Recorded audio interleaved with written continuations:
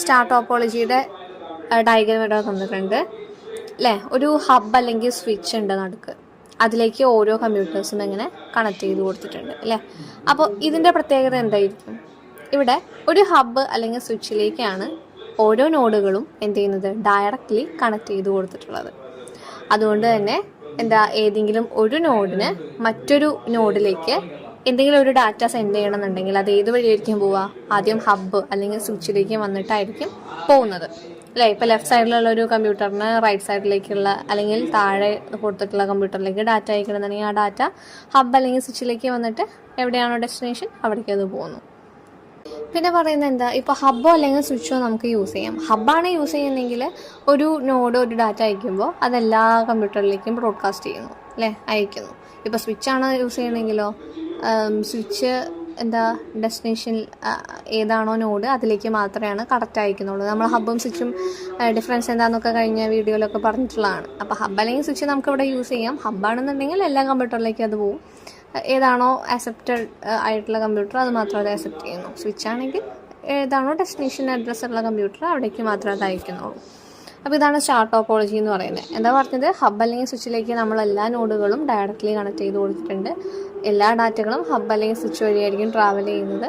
പിന്നെ ഹബ്ബോ സ്വിച്ചോ ഏതാണോ നമ്മൾ യൂസ് ചെയ്യുന്നത് അതിനനുസരിച്ചിട്ടായിരിക്കും ഡാറ്റ ട്രാൻസ്മിഷൻ അവിടെ നടക്കുക. ഇനി ക്യാരക്ടറിസ്റ്റിക്സ് പറയുകയാണെങ്കിലോ more efficient compared to a best topology അല്ലേ. ബെസ്റ്റ് ടോപ്പോളജിനെ കമ്പയർ ചെയ്ത് നോക്കുമ്പോൾ ബെസ്റ്റ് ടോപ്പോളജിനേക്കാളും കുറച്ചുകൂടി എഫിഷ്യൻ്റ് ആണ് സ്റ്റാർ ടോപ്പോളജി എന്ന് പറയുന്നത്. പറയാനായിട്ട് എന്താ കാരണം? അവിടെ അറ്റ് എ ടൈം ഒരു സിംഗിൾ ഡാറ്റ ട്രാൻസ്മിഷൻ ആയിരിക്കും നടക്കുന്നത്. പിന്നെ കുറച്ച് പോരായ്മകളൊക്കെ നമ്മൾ ബെസ്റ്റ് ടോപ്പോളജിയിൽ പറഞ്ഞല്ലേ.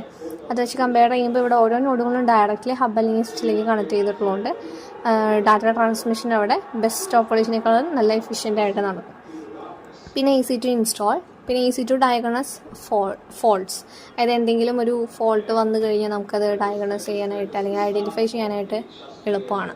പിന്നെ easy to expand depending on the specification of central hub or switch. നമ്മളുടെ സെൻട്രൽ ഹബ് ഓർ സ്വിച്ചിനെ ഡിപ്പെൻഡ് ചെയ്തിട്ട് നമുക്കിതിൻ്റെ എക്സ്പാൻഡ് ചെയ്യാൻ പറ്റും. അതായത് എത്ര നോഡുകൾ വേണമെങ്കിലും കൂട്ടാനോ കുറയ്ക്കാനോ ഒക്കെ നമുക്ക് പറ്റുന്നുണ്ട്.